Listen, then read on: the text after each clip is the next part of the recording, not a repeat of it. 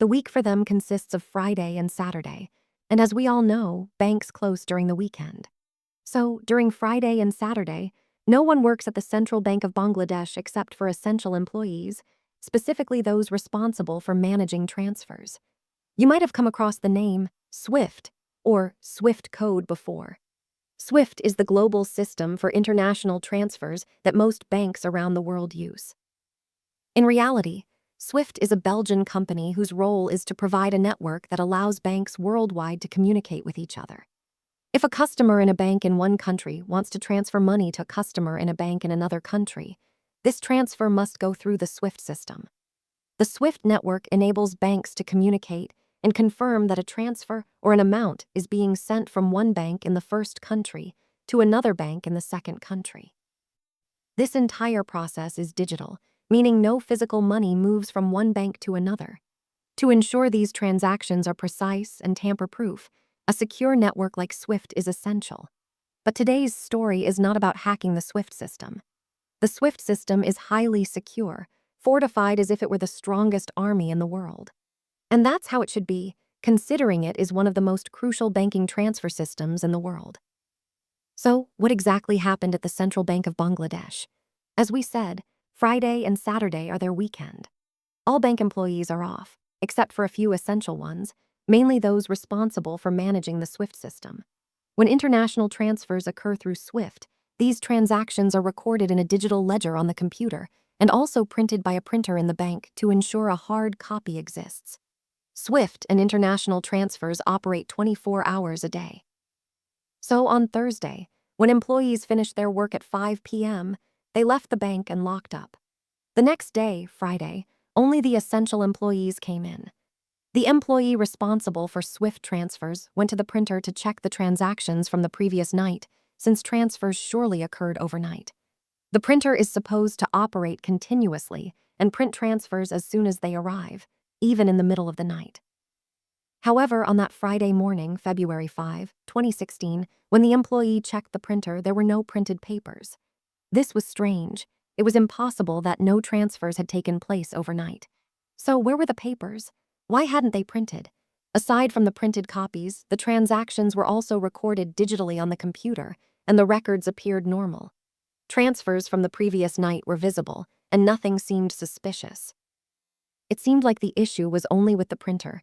It just wasn't printing. They spent the entire Friday trying to fix the printer, but it wouldn't respond. It wouldn't even turn on. Eventually, work hours ended, so they decided to go home and leave the printer as it was. They assumed it was just a minor technical issue.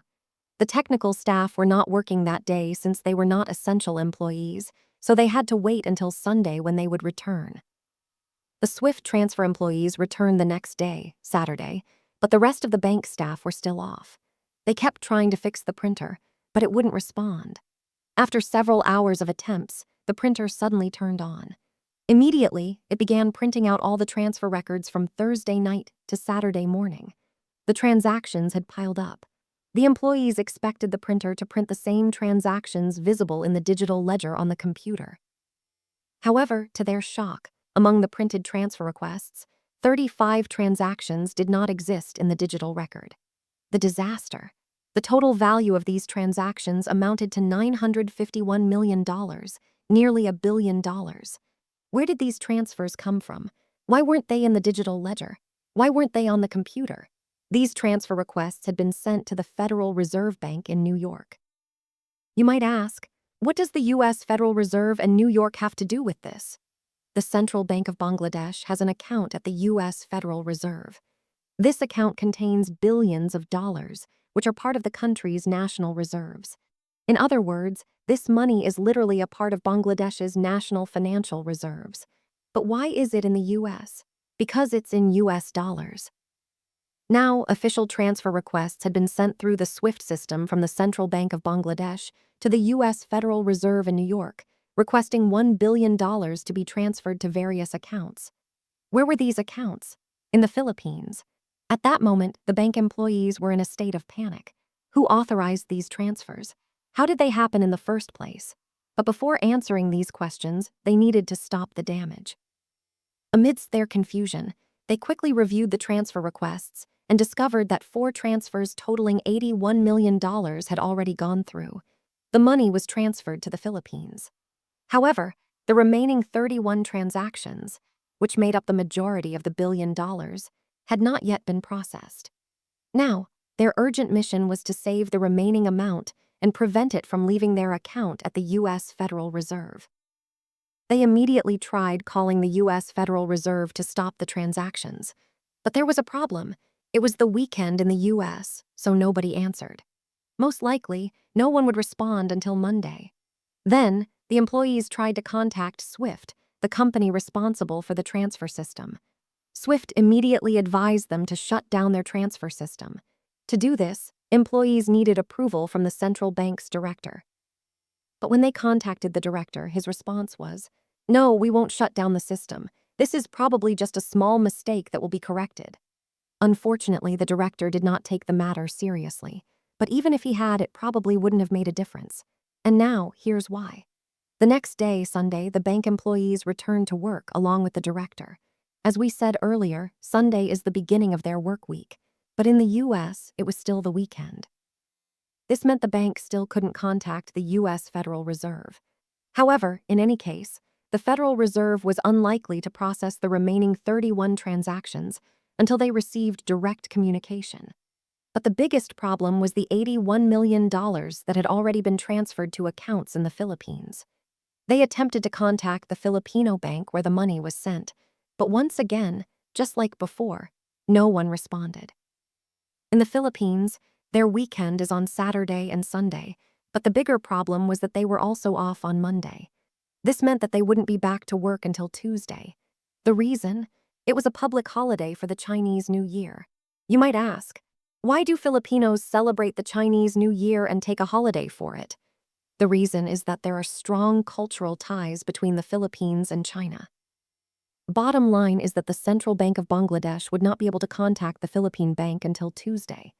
At this point, we started to see a very clever pattern used by the thieves or hackers. They executed the heist on Thursday night, knowing that Friday and Saturday were holidays in Bangladesh.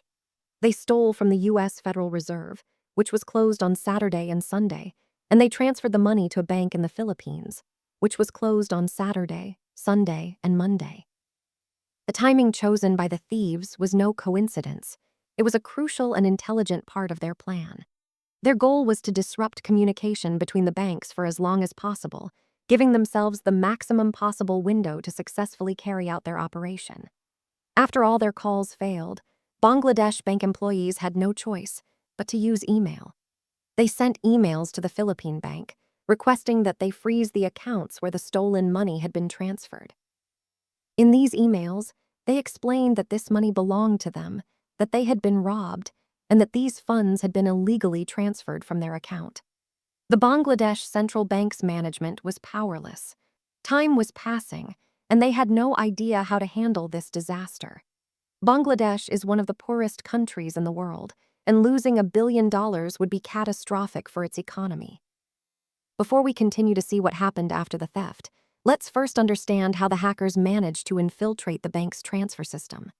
From the beginning, the hackers' ultimate target was the U.S. Federal Reserve, because many countries keep part of their reserves in U.S. dollars at the Federal Reserve.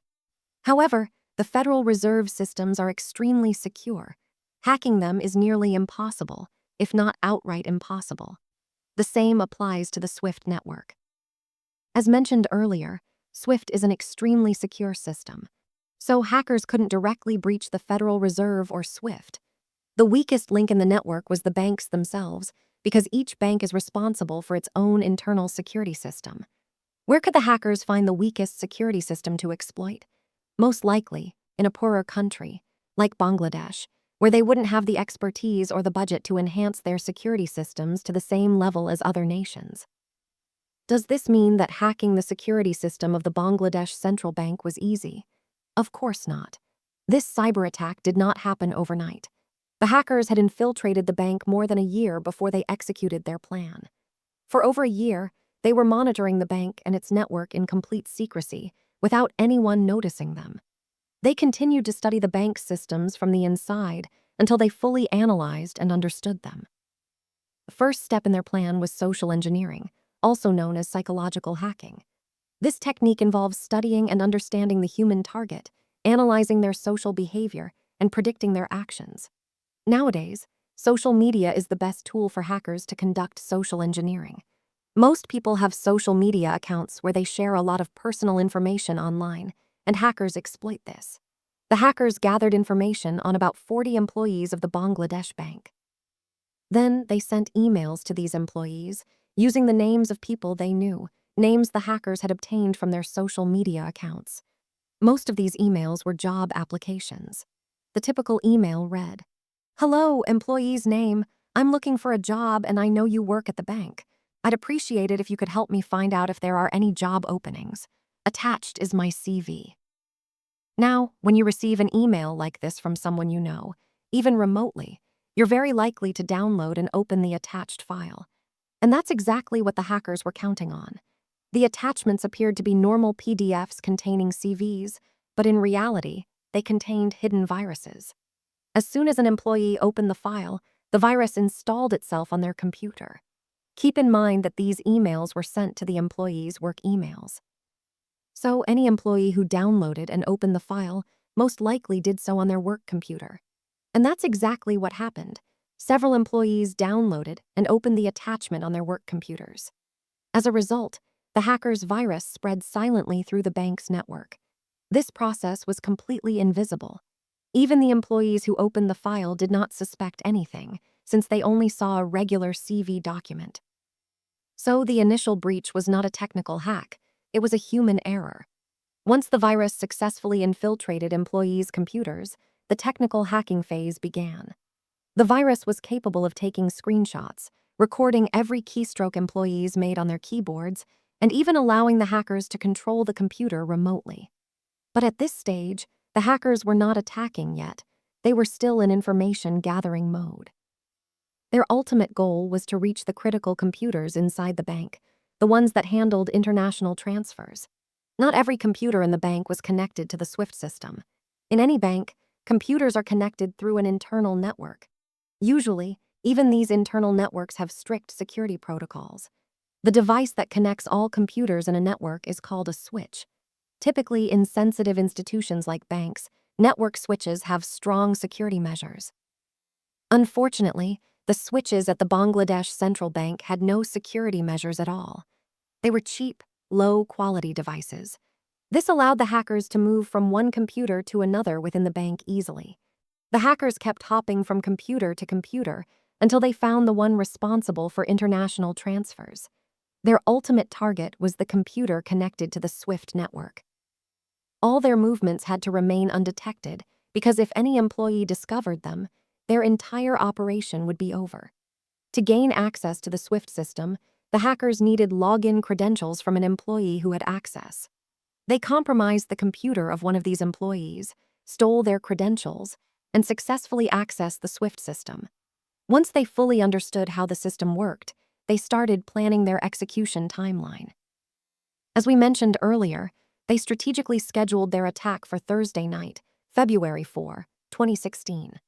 This timing allowed the hackers to move more freely between Friday, Saturday, Sunday, and Monday, which were consecutive holidays in the countries involved, Bangladesh, the US, and the Philippines. This 4-day window created a period during which communication between the banks would be completely disrupted. After the Bangladesh bank employees left work on Thursday at 5 p.m., the hackers remotely accessed the bank's computer system at 8:30 p.m.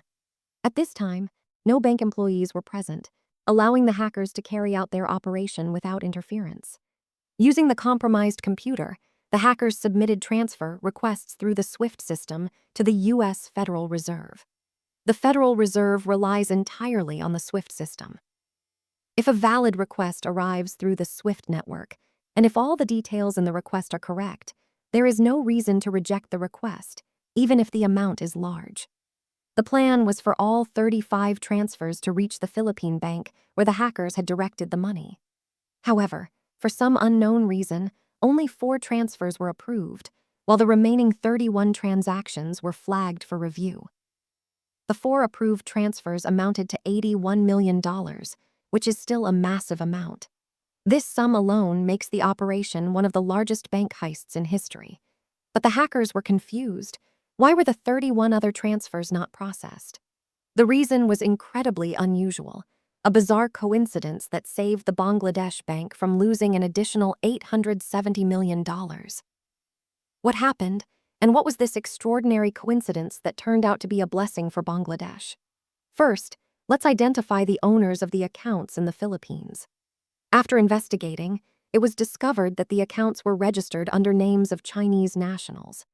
These accounts had been opened 10 months before the heist and had remained dormant until the day of the operation, when millions of dollars were suddenly transferred into them. The Philippine bank where these accounts were opened was called RCBC. These accounts were spread across multiple branches of RCBC in the Philippines. One of these branches was located on a street called Jupiter, a regular street in the Philippines. Remember the name Jupiter. This will be important. By coincidence, there was another company in a different country, a maritime oil transport company, also named Jupiter. However, this company had dealings with Iran, and since Iran was under U.S. sanctions, any company associated with Iran was placed on the U.S. blacklist, including Jupiter. So, what happened? The transactions flagged for review were those destined for the RCBC branch located on Jupiter Street in the Philippines. When the U.S. Federal Reserve System detected the word Jupiter in the transaction details, it automatically flagged the transfers for review. Even though this Jupiter Street in the Philippines had absolutely nothing to do with the blacklisted Jupiter company, the system mistakenly halted the transactions. A remarkable coincidence, one that prevented the theft of an additional $870 million. This coincidence was a blessing for the bank and the Bangladeshi economy, as losing $1 billion would have been devastating. But this wasn't the only fortunate twist. Another extraordinary coincidence occurred. After the 4 successful transfers, the hackers continued waiting for the remaining 31 transactions to be approved. They waited for 7.5 hours, still inside the compromised bank system. At 6 p.m. New York time, they logged out of the SWIFT system. Most likely, they assumed that the workday in New York had ended, and therefore, the remaining transactions would not be processed. But here's the shocking part. If they had waited just 1 more hour, they could have gotten the entire $1 billion transfer approved. Why? Because some employees at the U.S. Federal Reserve were still working late. As they reviewed the pending transactions, they noticed that Jupiter Street in the Philippines was unrelated to the blacklisted Jupiter company. Realizing that the transactions had been mistakenly flagged, they were about to approve them. However, when they saw the massive amounts involved, they decided to seek additional confirmation from Bangladesh Bank. The amounts were unusually large, especially coming from Bangladesh, so the Federal Reserve sent a swift message directly to the bank, requesting confirmation. Are these transactions legitimate? Are the amounts correct? Please confirm. If the hackers had still been inside the system, they could have easily replied through the SWIFT network, confirming the transactions. To prevent detection, the hackers had disabled the printer that normally logs all SWIFT transactions. Since the printer was connected to the network, and the hackers had already infiltrated the system, they simply installed malware on the printer to disable it. So, when the essential employees arrived on Friday, they found the printer was down. There were no printed transaction records, and nothing appeared suspicious in the digital ledger. The hackers had deleted all traces of the fraudulent transactions, leaving only the normal daily transactions visible. At first, the employees suspected nothing. They assumed the printer had a technical issue. They didn't realize the disaster until the next day, Saturday, when they finally managed to restart the printer. Suddenly, the printer began printing all the pending transactions, including the 35 fraudulent transfers totaling $1 billion. The site shocked them, as these transactions were not in the digital ledger. As we mentioned earlier, Bangladesh Bank's management and employees tried to contact the U.S. Federal Reserve and RCBC in the Philippines. But since everyone was on holiday, there was no response.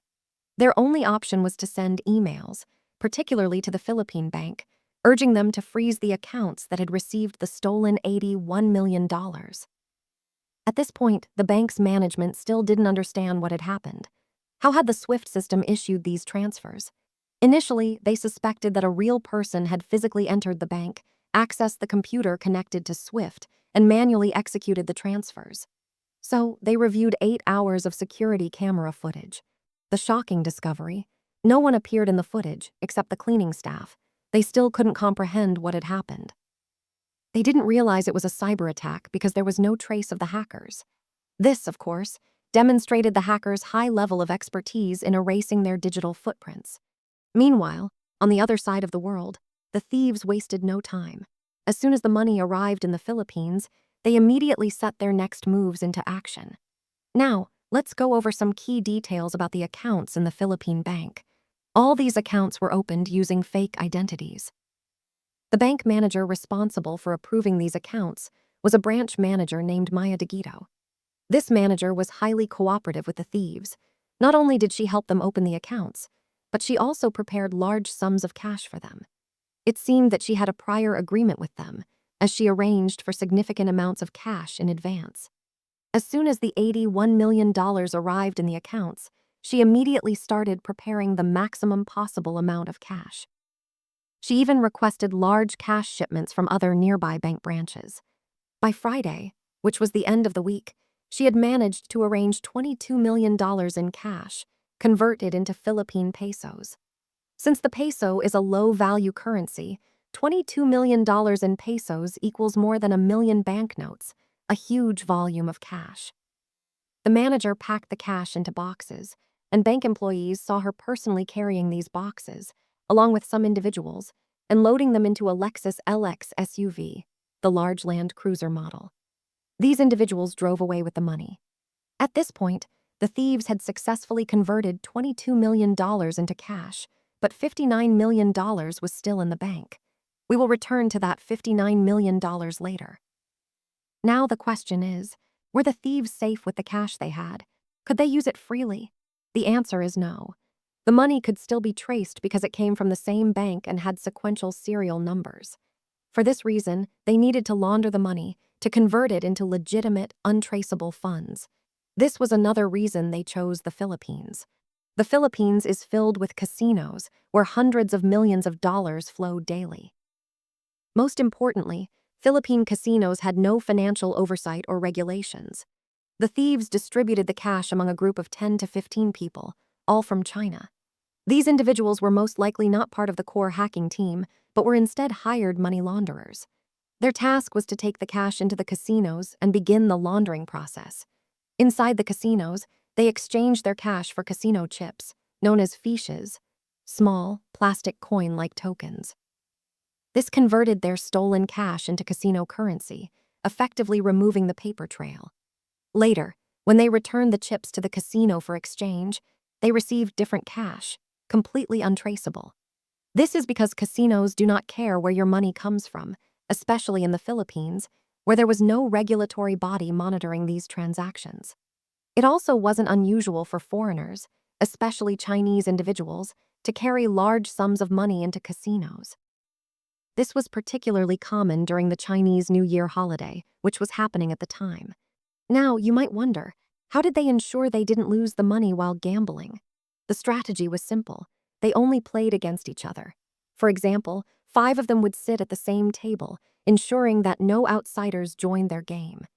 This meant that whether they won or lost, the money remained within their group. The casino only took a small percentage, 1–2%, as its transaction fee, which was a small price to pay in exchange for laundering millions. So, they continued playing and laundering the money for several days. Meanwhile, Bangladesh Bank was still desperately trying to contact the Philippine bank. Finally, Tuesday arrived, marking the end of the Chinese New Year holiday. RCBC employees returned to work. From the start of the workday, Bangladesh Bank's management tried every possible way to contact the Philippine bank. But they weren't able to reach a senior official at RCBC until 5 hours after the bank had opened. For 5 hours, every time they called someone, they were redirected to another person and forced to wait. Even though they explained that this was an urgent matter involving millions of dollars, they couldn't reach the right person immediately. The shocking revelation came when they finally spoke to a senior official at RCBC. All $81 million had already been withdrawn. $22 million had been withdrawn on Friday by the branch manager, as previously mentioned. The remaining $59 million had been withdrawn that very morning, Tuesday, during the 5 hours Bangladesh Bank was trying to contact RCBC. What happened during those 5 hours? The thieves had contacted the same branch manager who helped them before. She coordinated with them to withdraw the remaining $59 million. She arranged the cash, just like she did the first time. And this time, it was even easier because it was the start of the work week. Unlike the previous withdrawal on Friday, when it was the end of the week, Tuesday was a fresh workday, meaning banks had more cash available. One of the most frustrating questions is, why didn't Bangladesh Bank send someone to the Philippines in person? If they had done so, they could have gone directly to a high-ranking official at RCBC and requested an immediate freeze on the accounts. If they had acted in person, the thieves wouldn't have had a full 5-hour window to withdraw the remaining $59 million. Maybe at that point, Bangladesh Bank still didn't fully grasp the severity of the situation. Maybe they thought it was just an error that could be easily corrected. But in my opinion, this was a major failure on their part. The bottom line, the entire $81 million was gone. It didn't take long before the news spread worldwide. Every major news outlet and media organization covered it. It was the biggest digital bank heist in history. Now, the ultimate question, who was behind this massive and sophisticated operation? The investigation lasted a long time, involving multiple law enforcement agencies from Bangladesh, the US, and the Philippines. Initially, they had no clue about the hackers' identities. As mentioned earlier, the hackers were highly skilled at erasing their tracks. However, they couldn't erase everything. Traces of evidence remained, but only cybersecurity experts could uncover them. After forensic analysis of the bank's computers, security experts discovered traces of the malware and hacking tools used. They found a striking similarity between this malware and the malware used in a previous cyberattack against Sony in 2014. That Sony hack was the biggest cyberattack in Sony's history. It completely crippled their networks, devices, and systems, dealing them a massive blow. The group responsible for this cyber heist was called Lazarus Group. But why did Lazarus Group hack Sony in 2014? Some of you might remember this event because it caused a huge controversy at the time. Sony had produced a comedy film called The Interview. The movie's plot was about two journalists traveling to North Korea to interview its supreme leader, the great and revered Kim Jong-un. Ironically, in a previous video, I talked about how Kim Jong-un assassinated his brother, and now I feel like I might be the next assassination target. Anyway, as we mentioned, the movie portrayed Kim Jong-un in a satirical way. The real Kim Jong-un was furious. North Korea issued numerous threats against Sony, demanding that the movie be banned from release, or there would be serious consequences. In fact, the movie was pulled from most theaters worldwide due to serious threats of violence, including threats to bomb or attack cinemas. However, the public demanded that Sony release the movie, so the company made it available for online streaming. In response, Lazarus Group hacked Sony's networks and systems, shutting them down completely. On that day, Sony employees had to resort to pen and paper. It was as if the company had been thrown 50 years into the past. On top of that, the hackers leaked thousands of files and emails. These included internal emails between employees, messages between executives, and even private conversations involving celebrities working with Sony. Some of these emails contained scandals and damaging information. It became increasingly clear that Lazarus Group was connected to North Korea. We don't know their exact nature, whether they are government employees working directly under North Korea or simply a group of mercenaries paid by the regime. But one thing is certain: Lazarus Group is supported and controlled by North Korea.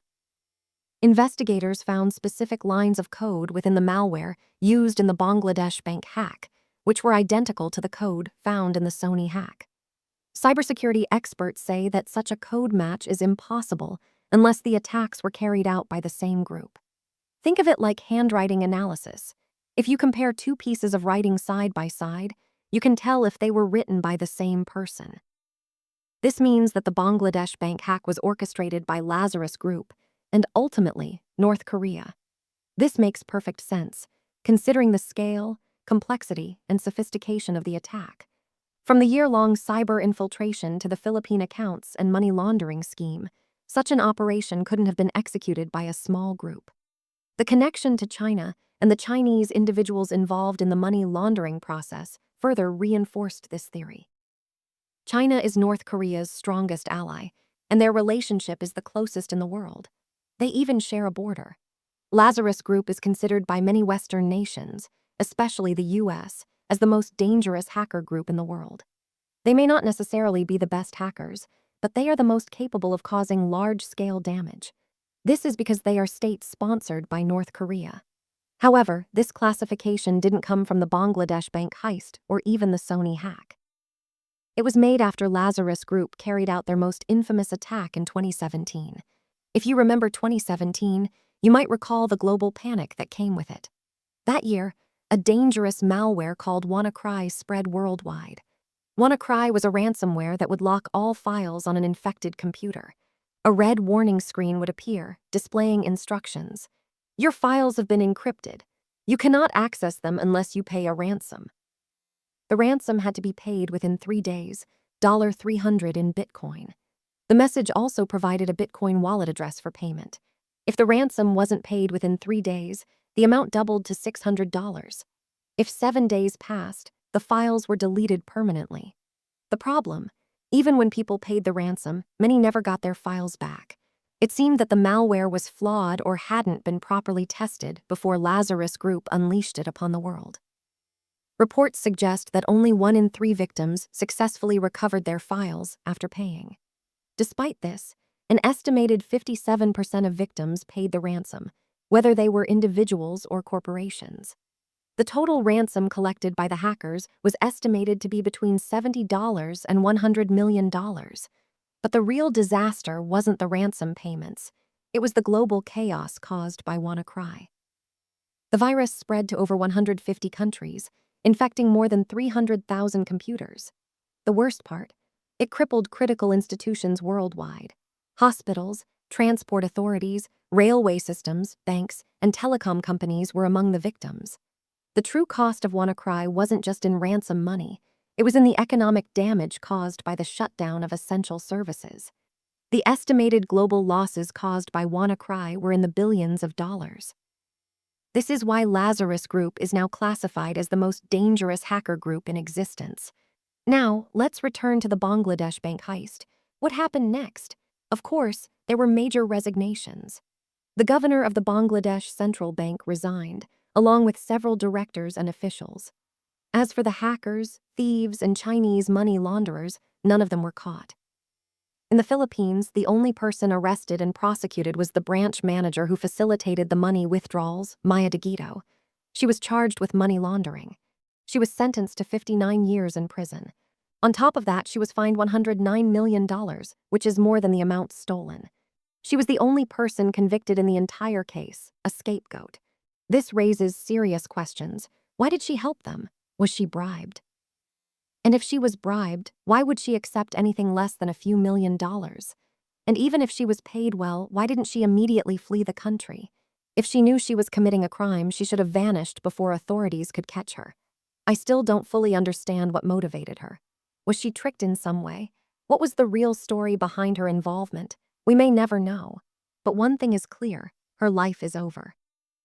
A 59-year prison sentence and a $109 million fine. She was completely destroyed. Meanwhile, the hackers, thieves, and stolen money disappeared without a trace. This remains the largest digital bank heist in history. It is also one of the biggest bank robberies of all time.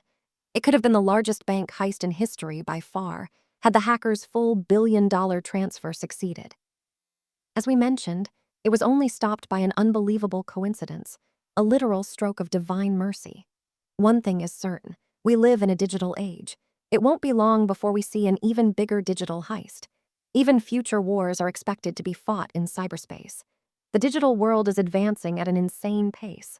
I have no doubt that we will witness even bigger and stranger cyber events in the near future. That brings us to the end of this story. I hope you enjoyed it. As always, don't forget to like, subscribe, and turn on notifications. Here are some previous amazing videos you might enjoy. Thank you for watching. I'll see you in the next story. Goodbye.